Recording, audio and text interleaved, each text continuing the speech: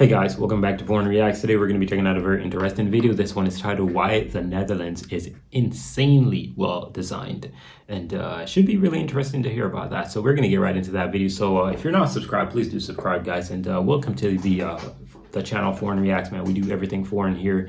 Obviously it's a reaction channel and that's what we do. So we're going to check out this video, and I like what it says. So let's just get right into it, guys. This is a map of bike path density in Europe. All the purple lines are bike paths, and if you divert your attention to the left part of this map, you'll see a coastal country with a lot of purple lines. This is the Netherlands, a densely populated country that knows a thing or two about designing brilliant infrastructure. And the bike paths play a significant role in that.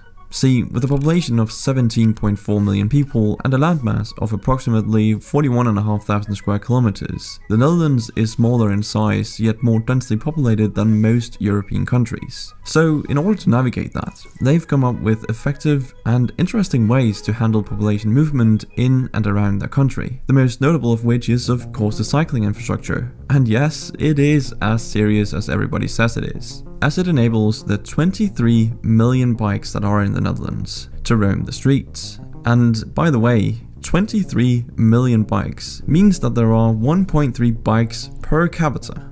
That's absolutely insane. I mean, what would the bike per capita be in the United States? Maybe 0.5? What? It's 0.3. That would mean if you met an American, there is a greater chance they're obese than them owning a bicycle. Mad. Anyway, when you combine the Netherlands' bike infrastructure with its amazing public transport, you get a ridiculously smooth and efficient system. Here's how it works in Amsterdam. Commuters will use their bikes to get to and enter transit stations, where they simply park their bikes in these enormous bike parking garages. Then they'll travel on either a bus, tram or train to their final destination. But most of the time the fastest and most convenient option is simply taking the bikes to the final destination. But why is cycling the most convenient option? What has the Netherlands done for this to be the case? Well, the country has made cycling incredibly easy, with 32,000 kilometers of bike lanes that aren't just a small strip along a heavily trafficked road. Now, the Dutch do things differently. They have marked out red asphalt pavements like this strictly for cyclists. The only time cars and bikes end up on the same road is when the speed limit is less than 30 kilometers an hour and car volume is low. Any higher than that and there is a clear separation like this one, even on highways and roundabouts. But the Netherlands is a whole lot more than just biking and their capital city, Amsterdam. And to be honest, the most impressive infrastructure in the Netherlands is not even in Amsterdam. To see that, we have to go to Utrecht, a city that lies right here south of Amsterdam. It hosts the largest bike parking facility in the world, room to park over 12,500 bicycles, and it has 24/7 camera surveillance. Now, I know what you're probably thinking. There's no way this can be replicated in other countries. This is alien-like. But that's a myth, and there's a very simple reason for that. Just take a look at Rotterdam. During World War II, the city was practically demolished and looked, well, like this. The Dutch had to rebuild everything, and they chose to go for an automobile-centered design, which is exactly how North American cities were built too. And considering where the Netherlands is today, it's crazy to think that many Dutch cities were heading in this direction too. But by the 70s, Rotterdam residents were tired of major road fatalities and plummeting cycling and walking culture. So they demanded reform, and the regulators listened. Public transportation was then heavily invested in, and roads were rebuilt to facilitate bike lanes. After which, cycling regained its popularity.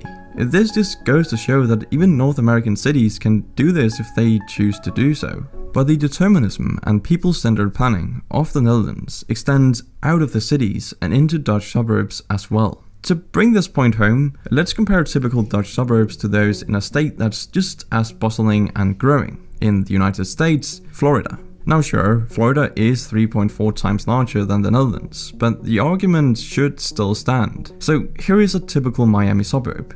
What do you notice? There's a lot of greenery, but mostly there's a lot of roads and they're specifically made for cars. Sure, there are sidewalks, but they are thin and can barely accommodate a cycler and pedestrian at the same time. And now let's look at a Dutch suburb. The homes here are much smaller, and that's an important detail as it leaves more space for communal centers like parks and proper biking and walking lanes separated from the road by greenery. I can definitely understand that it seems like a sacrifice to have smaller homes, but what you get in return is efficiency. And if time is the most valuable thing we have, then this system is superior. And while Dutch efficiency has become somewhat of a trademark for the country, things weren't always so blissful and enviable. You see, technically speaking, a large part of the Netherlands should not exist, and this is what amazes me the most. See, the Netherlands was notorious for constant flooding thanks to its low elevation and closeness to the North Sea. But the Dutch have found a way to beat the ocean multiple times. This is the reason why nearly 20% of the land in the Netherlands is reclaimed land from the many marshes, swamps, lakes, and of course the sea. But how? Well, 2 words: delta works. After a deadly storm in 1953 that covered over 150,000 hectares of land and took the lives of an estimated 2,000 people, the Dutch decided something had to be done. Delta Works was the answer. Delta Works is a vast network of 13 dams and barriers, featuring sluices, locks, dikes, and levees. They shelter off these 4 inlets, namely Haringvlietdam, Broersdam, Oosterscheldekering, and Verzegatam. I'm sorry, Dutch people, I tried my best. Anyway, they used these to reduce the coastline by 700 kilometers and remove the need for smaller and weaker levees and dams that would require constant maintenance. Pretty ingenious, I gotta say. But the Dutch haven't just prevented floodings, they've also created new land, and they achieved this without using modern technology. How? Well, first they would section off the areas they wanted to reclaim, whereafter they would drain the water. Guys, I'm really sorry. I've not said a single word probably. I don't know if I've said a single word. I'm just locked in. This is... what the heck? Oh, I'm out of here.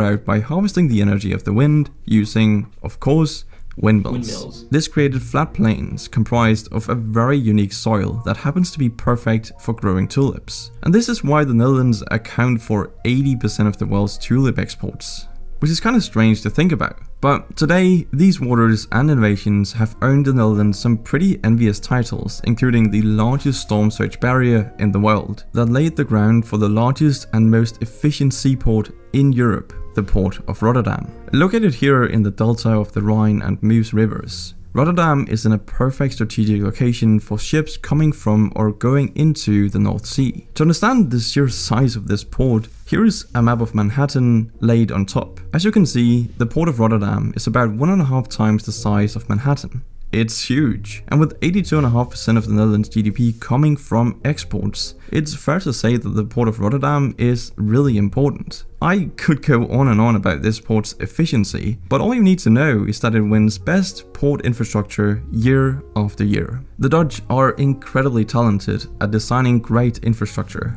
I mean, just look at the Amsterdam airport, Schiphol, the 3rd busiest airport in Europe. It looks pretty average until you consider the number of people moving through this structure. Schiphol facilitates 68 to 80 million passengers annually to 332 direct destinations, utilizing its 6 runways facing multiple directions. Schiphol coordinates an average of 1,500 to 1,600 departures and landings per day, giving them an hourly average of 110 to 120 aircrafts. And Schiphol accomplishes this despite being smaller than other major airports like Adolfo Suarez Madrid in Spain or the Leonardo da Vinci International Airport in Italy. The best thing about this airport though is that once passengers arrive, they have a number of transportation options, as the high-speed Thalys and Columbus trains can be accessed just beneath the terminal building. From here, you can take a 15-minute ride to the Amsterdam Central Station, or use the Dutch rail network to travel across the country. Honestly, you could go anywhere from here. If trains aren't your style, then the airport offers affordable express buses as well. The funny thing about this airport though is that it's 4 meters below sea level, sitting on what used to be Haarlem Lake. But all in all though, the Netherlands is an overload of intelligent design, and while some people might think it's nearly impossible to implement these methods into other countries, the reality is these methods can be replicated any place in the world if the people and leadership are willing to collaborate and listen to one another invest in infrastructure that is people, environment, and future centered. Thank you for watching, and I'll see you in the next one. I agree. it can be achieved if the people are committed, and if each party that is involved decides, okay, I'm going to listen to you, you listen to me. It is very much possible, and I'm really, really proud of the Netherlands of learning that there were literally places were literally water, and they. I don't think you guys understand how amazed I am by the fact that Netherlands actually did this. This is amazing. Coming from a person who have resided at coastal areas, real coastal areas. I'm not talking about you live by no lake in a country. I'm talking about real coastal, real coastal. South Carolina, you know it. We coastal, just like how the Netherlands is a coastal.